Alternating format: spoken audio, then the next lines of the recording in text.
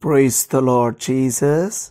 ಪ್ರೀತಿಯುಳ್ಳ ದೇವಜನರೇ, ಈ ವಾಕ್ಯಗಳನ್ನು ಓದುವಂಥವರು, ಕೇಳುವಂಥವರು, ಈ ಮಾತುಗಳಂತೆ ಕೈಕೊಂಡು ನಡೆಯುವಂಥವರು ಧನ್ಯರು.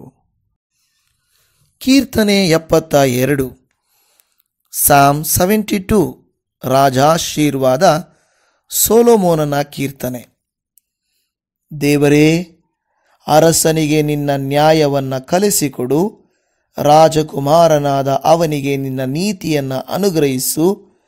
ಅವನು ನಿನ್ನ ಜನರಿಗೆ ನೀತಿಯಿಂದಲೂ ಕುಗ್ಗಿ ಹೋದ ನಿನ್ನವರಿಗೆ ನ್ಯಾಯವಾಗಿಯೂ ತೀರ್ಪು ಕೊಡಲಿ.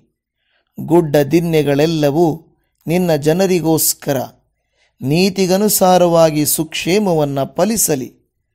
ಅವನು ಬಡವರ ನ್ಯಾಯವನ್ನು ಸ್ಥಾಪಿಸಲಿ, ದೀನರ ಮಕ್ಕಳನ್ನು ಉದ್ಧರಿಸಲಿ, ಪ್ರಜಾಹಿಂಸಕರನ್ನು ಖಂಡಿಸಿಬಿಡಲಿ.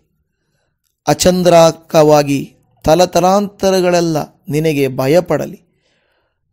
ಹುಲ್ಲು ಕೊಯ್ದ ಮೇವುಗಾಡಿನ ಮೇಲೆ ಸುರಿಯುವ ವೃಷ್ಟಿಯಂತೆಯೂ ಭೂಮಿಯನ್ನು ನೆನೆಸುವ ಹದ ಮಳೆಯಂತೆಯೂ ಅವನು ಇರಲಿ. ಅವನ ದಿವಸಗಳಲ್ಲಿ ನೀತಿಯು ವೃದ್ಧಿಯಾಗಲಿ, ಚಂದ್ರನಿರುವವರೆಗೂ ಪರಿಪೂರ್ಣ ಸೌಭಾಗ್ಯವಿರಲಿ.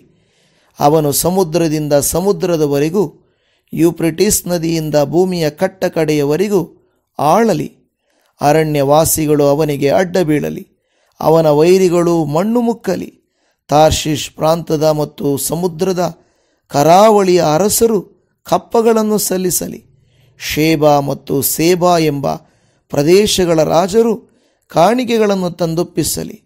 ಎಲ್ಲ ಅರಸರು ಅವನಿಗೆ ಸಾಷ್ಟಾಂಗವೆರಗಲಿ, ಸರ್ವ ಜನಾಂಗಗಳು ಅವನನ್ನು ಸೇವಿಸಲಿ. ಯಾಕಂದರೆ ಅವನು ಮೊರೆಯಿಡುವ ಬಡವರನ್ನು, ದಿಕ್ಕಿಲ್ಲದೆ ಕುಗ್ಗಿದವರನ್ನು ಉದ್ಧರಿಸುವನು. ದೀನ ದರಿದ್ರರ ಮೇಲೆ ಕರುಣೆಯುಳ್ಳವನಾಗಿ ಅವರ ಪ್ರಾಣಗಳನ್ನು ಸಂತೈಸುವನು. ಕುಯುಕ್ತಿ ಬಲಾತ್ಕಾರಗಳಿಗೆ ತಪ್ಪಿಸಿ ಅವರನ್ನು ಕಾಯುವನು. ಅವರ ಜೀವವು ಅವನ ದೃಷ್ಟಿಯಲ್ಲಿ ಅಮೂಲ್ಯವಾಗಿರುವುದು.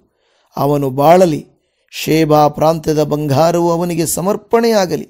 ಅವನಿಗೋಸ್ಕರ ಯಾವಾಗಲೂ ದೇವರಲ್ಲಿ ವಿಜ್ಞಾಪನೆಯು ನಡೆಯಲಿ. ದಿನ ದಿನವೂ ಅವನಿಗೆ ಆಶೀರ್ವಾದಗಳುಂಟಾಗಲಿ. ದೇಶದಲ್ಲಿ ಬೆಟ್ಟಗಳ ಮೇಲೆಲ್ಲ ಬೆಳೆಯು ಸಮೃದ್ಧಿಯಾಗಲಿ. ಪೈರುಗಳ ಶಬ್ದವು ಲೆಬನೋನಿನ ಮರಗಳ ಸಪ್ಪಳದಂತಿರಲಿ. ಹೊಲದಲ್ಲಿ ಕಾಯಿ ಪಲ್ಯದಂಥ ಪಟ್ಟಣಗಳಲ್ಲಿ ಜನರು ಹೆಚ್ಚಲಿ.